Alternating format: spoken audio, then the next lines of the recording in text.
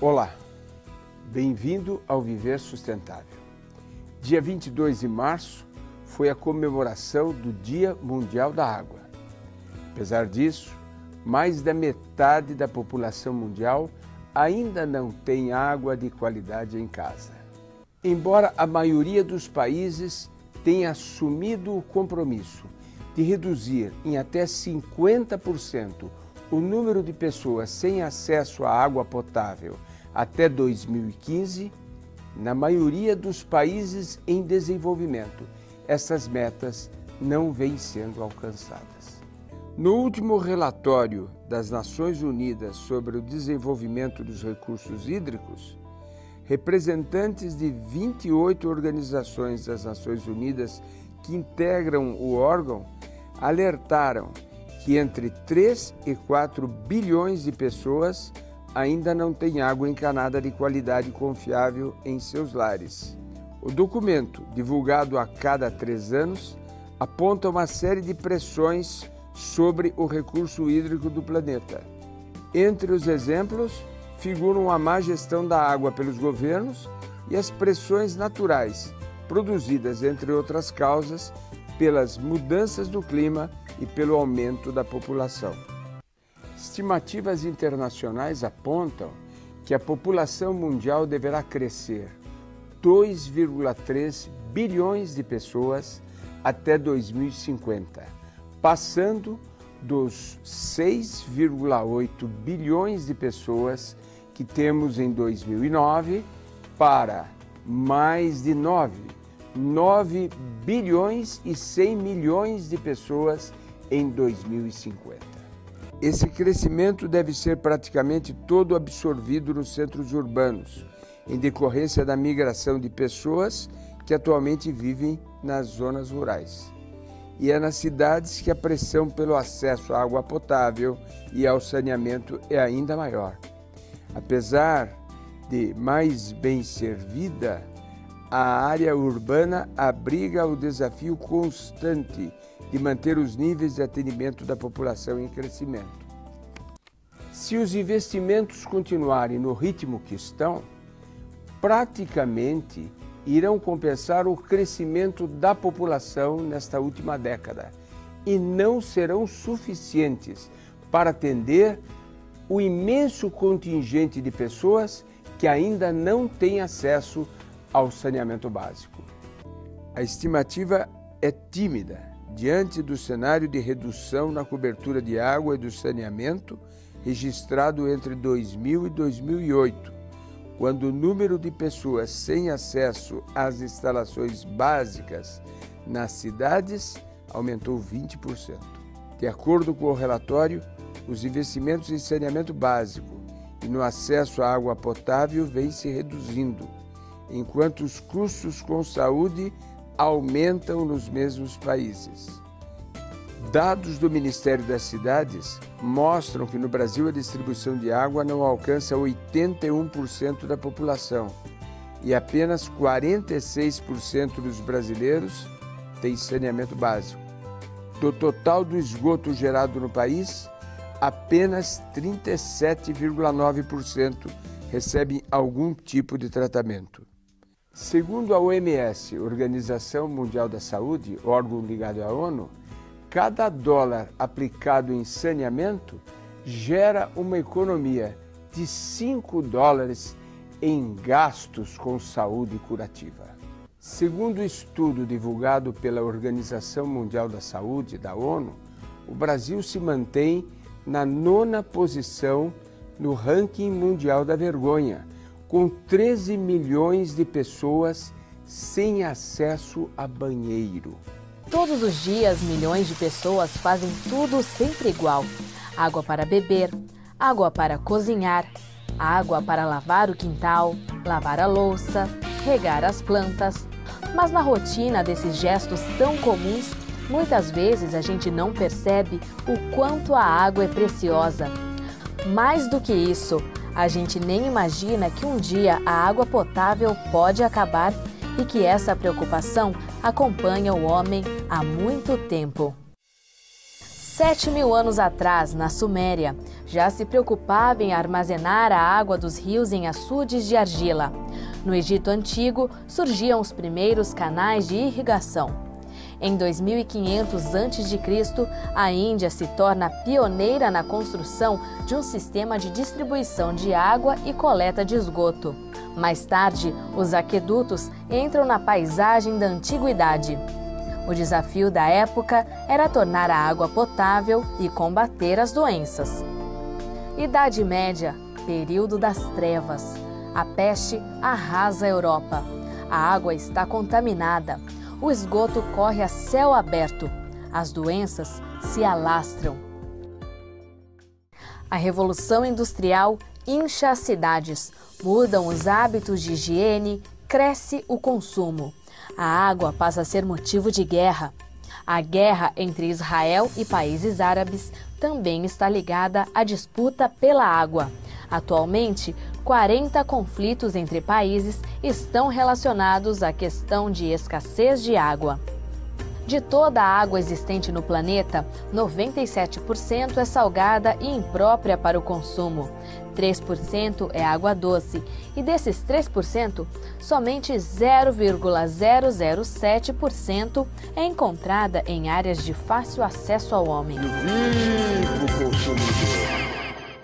100 anos antes de Cristo, um homem consumia 12 litros de água por dia para satisfazer as suas necessidades. O homem romano aumentou esse consumo para 20 litros diários.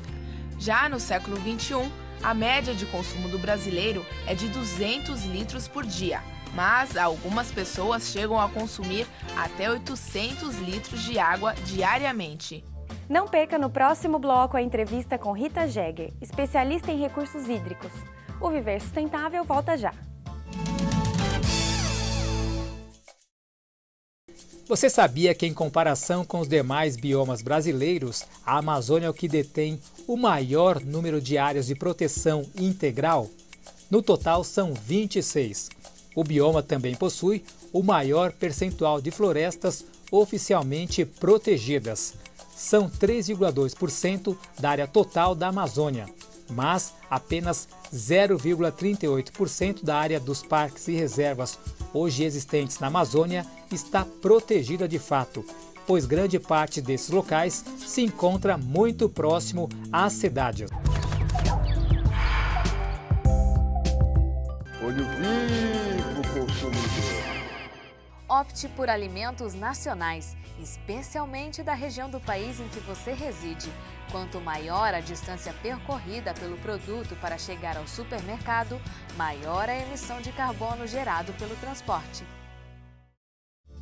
Estamos de volta com o Viver Sustentável. Nossa equipe entrevistou Rita Jäger, especialista em recursos hídricos, que nos fala sobre a importância do aquífero Guarani em nossas vidas. Olá, nós temos o prazer e a alegria hoje de estar recebendo a Rita Jäger. A Rita, que é agrônoma, também advogada, inclusive minha colega de turma nos anos de Exalc, e é uma pessoa que entende muito e tem um trabalho recente sobre o aquífero Guarani. Rita, é um prazer e uma alegria realmente tê-la aqui conosco para falar num assunto tão importante e atual, né? Muito obrigada pelo convite e eu estou muito feliz de poder compartilhar esse momento com vocês. E eu andei lendo o seu trabalho, tem alguns pontos bastante interessantes, princípios, você traz algumas reflexões, mas para começar a falar do assunto, acho que seria muito importante o conceito do que é um aquífero e o que é especificamente o aquífero Guarani. Bem, o mais rápido e básico para nós falarmos sobre o aquífero e desmistificar a palavra é dizer especificamente o seguinte: o aquífero é uma rocha que possui poros e nesses poros são armazenados as quantidades de água e assim fica uma disponibilidade para a população ou aquele que possa explorar. Nesse sentido, não se trata de um rio subterrâneo, mas uma esponja rochosa que armazena... É o conceito que a maioria tem, né? Que é um rio subterrâneo, né? Na verdade, ele precisa de alguma força para tirar essa água, tá certo? E o aquífero Guarani especificamente, qual é a abrangência dele? ele hoje é tido como um dos maiores aquíferos do mundo. O Brasil hoje detém da água disponível no planeta, vamos colocar aí, 3% da água seria água doce, 2% estão nas geleiras, 1% disponível. O Brasil aí está com uma ordem de 12% dessa água disponível. E grande parte dela, além daquele que nós conhecemos como rios, lá na região norte, Amazônia, esse tipo, nós temos o aquífero, que se encontra, na verdade, em 8 estados brasileiros e mais 3 estados da América do Sul. Listando aí para você, Brasil, Argentina, Uruguai e Paraguai. 2/3 do aquífero estão em território brasileiro, que abrange Mato Grosso, Minas, São Paulo, Santa Catarina, Paraná, Rio Grande do Sul. Quer dizer, é uma área extensa mesmo, em torno, extremamente importante. Só para dar uma ideia assim, de grandeza, equivalente a 5 vezes o estado de São Paulo. 1,2, mais ou menos, milhões de quilômetros quadrados. Você fala também no seu trabalho da pegada da água. Eu achei extremamente interessante, né? O que viria a ser essa pegada da água? Então, as pessoas pensam normalmente só na utilização da água de uso doméstico. Mas a gente tem que entender que para a produção de qualquer elemento que nós consumimos, existe uma quantidade de água necessária. Então, por exemplo, se eu quero consumir 1 quilo de carne, eu vou ter que utilizar, na realidade, para a produção desse 1 quilo de carne, em torno de 14 mil litros de água. Então, hoje, se a gente fosse olhar isso de uma forma mais importante, o Brasil é um grande produtor agrícola porque ele tem água. E isso é importante para as nossas exportações.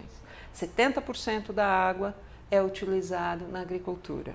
Hoje, chega a 70%. 70%. E é importante que seja assim, porque a gente, para a produção, precisa de muita água. Independente das frutas, verduras, o arroz, o feijão que nós consumimos. Nós temos aí uma quantidade de água, quando nós fazemos uma exportação, que é necessário, a gente precisa de muita água para fazer isso. E isso é importante que a gente considere.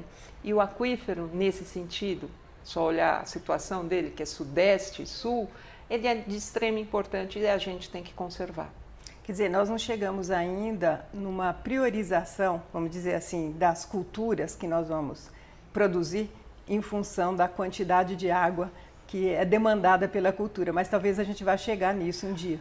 É uma reflexão bastante importante essa que você está fazendo, principalmente se a gente for considerar o seguinte: no aquífero você tem regiões que estão mais próximas da superfície, essa formação rochosa está mais próxima da superfície, em alguns locais ele está mais profundo. Então, essa quantidade de água que eu vou pegar, ela tem aí um custo para você tirar, que é a perfuração de poços. Então você teria, por exemplo, região de Ribeirão Preto, região ali de São Carlos, de Tirapina, é uma região onde ele está mais próximo da superfície. Daí vem uma outra reflexão importante. Essa área nós temos que proteger mais, porque se ela for contaminada, eu contamino todo o aquífero. Pois é, existem meandros, né? Realmente uma rede de reflexões a respeito disso. E nós temos visto uma crise também em relação à questão hídrica, né? E uma delas, que está bastante evidente, é a de São Paulo. Você considera que isso é um momento excepcional, ou que realmente já era previsto, ou é pontual, ou nós podemos enxergar com uma maior abrangência na questão do tempo, na questão de prioridades, como nós falamos até aqui?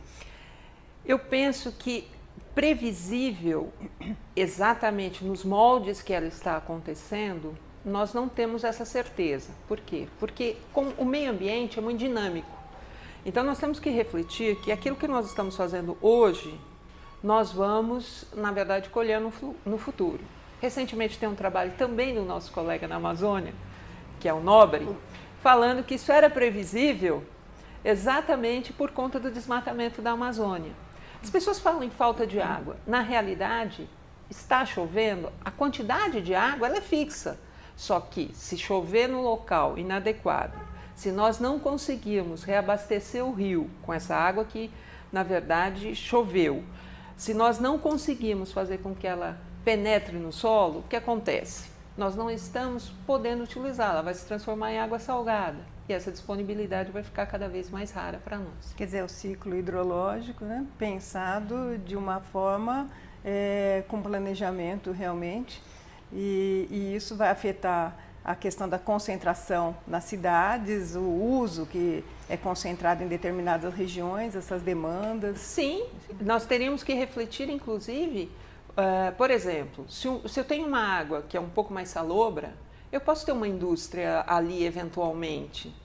Mas se eu tenho uma água mais pura, e as águas, o que é importante falar das águas dos aquíferos, é que em função da infiltração que ela tem, ela atravessa essas camadas rochosas, ela é uma água que, na verdade, ela quase que filtrada. Então, ela demanda pouco custo para consumo humano, o que é muito interessante. Então, por isso nós deveríamos preservar mais. Quer dizer, nós temos uma riqueza imensa com esse aquífero que não começou a ser utilizado, e é o maior, como você disse, com uma abrangência do território nacional. Mas eu queria saber de você, Rita, o que você pensa em relação a começarmos a utilizar o aquífero, ou o uso sustentável dele? Nós, na verdade, já utilizamos, algumas cidades utilizam bastante. Agora, e nós utilizamos, e esse é o motivo de eu ter estudado isso de uma forma mais detalhada, é que essa utilização tem que ser mais fiscalizada. Porque existe uma perfuração de poços. Artesianos. Artesianos em alguns momentos e não artesianos, que não existe controle. Isso eu não estou falando em termos específicos de uma cidade ou outra. Eu estou falando em termos de país. Na realidade, nós não controlamos isso e da forma com que se retira essa água. Mas teria que ter uma autorização, estudo de impacto? Existe uma autorização em alguns estados, outros não. Mas, independentemente disso, quanto se tira de água de cada aquífero? Não se tem essa perspectiva.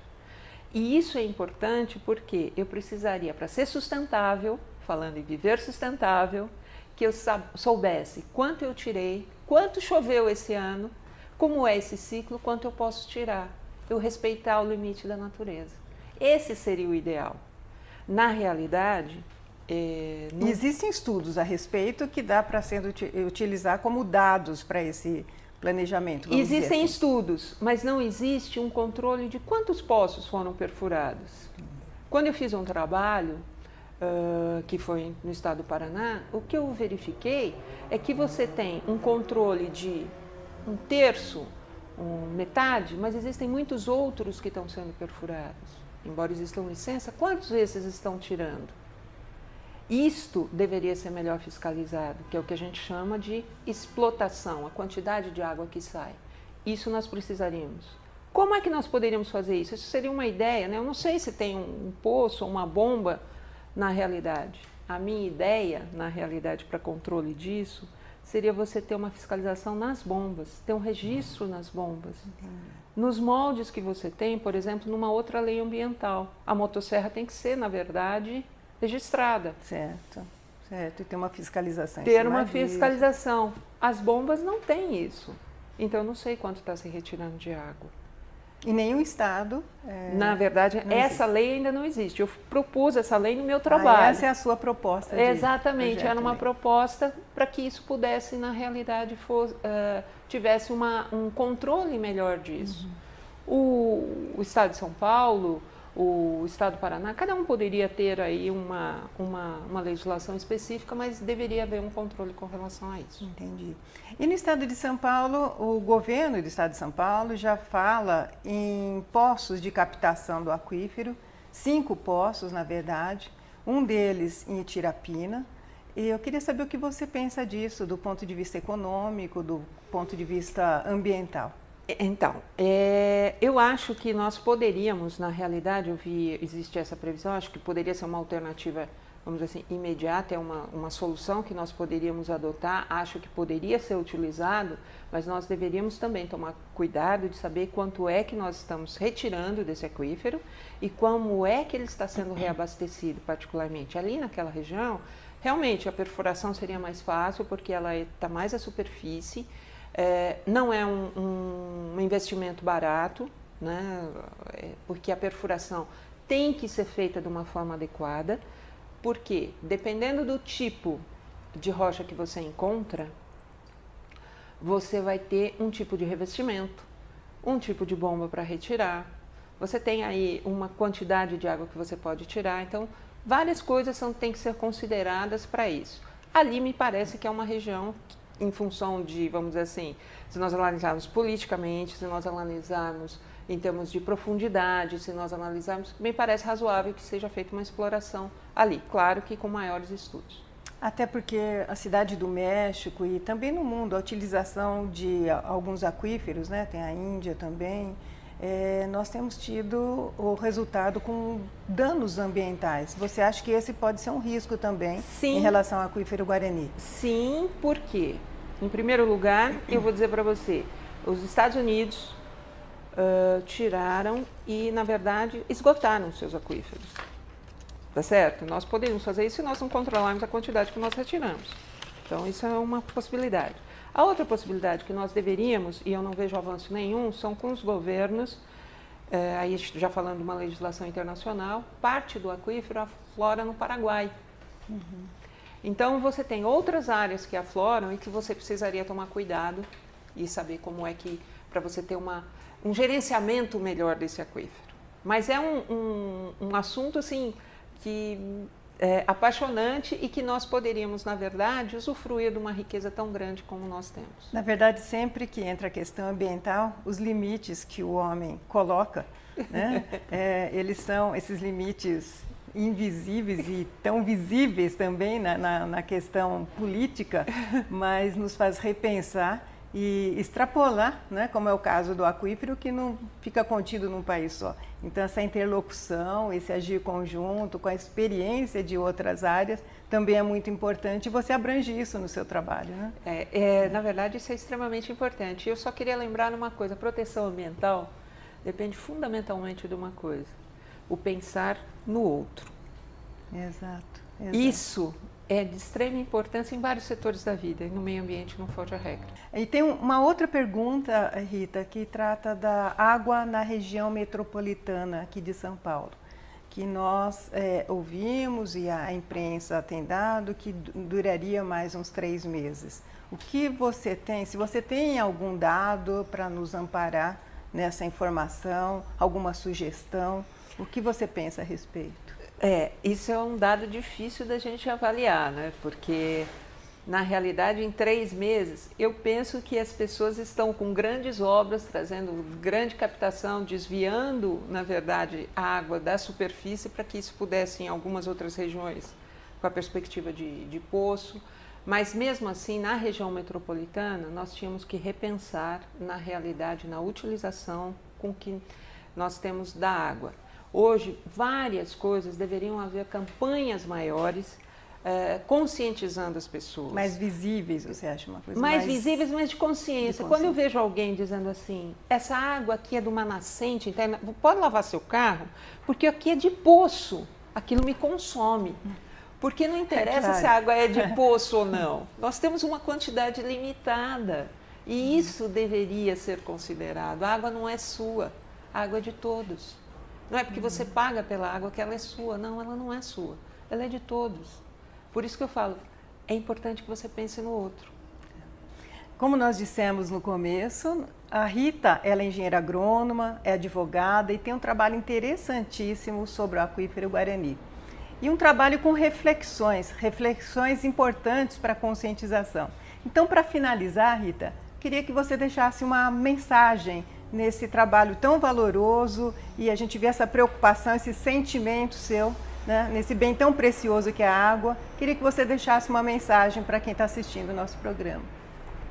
Eu gostaria de agradecer e queria que todos aqueles que me ouvem nesse momento pensassem que a água é uma dádiva que nós recebemos e que nós temos que, na verdade, pensar nela como um bem e cuidar desse bem. Assim como nós cuidamos da nossa própria vida, nós temos que cuidar desse bem que nos foi dado. Muito obrigada. Rita, muito obrigada. Foi um prazer, uma alegria até emocionante te rever depois de alguns anos, né? Nós que estudamos juntos. E parabéns pelo seu trabalho, um trabalho tão valoroso e tão atual também. Obrigada, Rita. Obrigada a você. Não saia daí, o Viver Sustentável volta já. Viver Sustentável pergunta: qual cidade brasileira possui o maior rebanho de gado do país? Letra A, Campo Grande, em Mato Grosso do Sul. B, São Félix do Xingu, no Pará. C, Dourados, em Mato Grosso do Sul.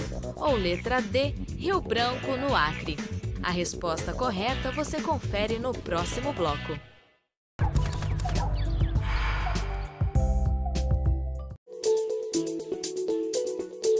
No bloco anterior, o Viver Sustentável perguntou qual cidade brasileira possui o maior rebanho de gado do país. A resposta correta é letra B, São Félix do Xingu, no Pará. O município é um dos campeões em desmatamento nos últimos anos.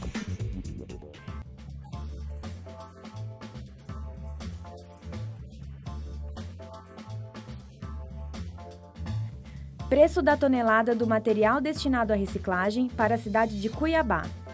Papelão, R$ 250. Latas de aço, R$ 180. Alumínio, R$ 2.700. Plástico rígido, R$ 850. E PET, R$ 1.700. Participe você também do nosso programa. Mande sugestões de temas e perguntas para contato@viversustentável.net. Acesse nosso arquivo de matérias pelo site viversustentável.net. Lá você também encontra muitas informações sobre o meio ambiente.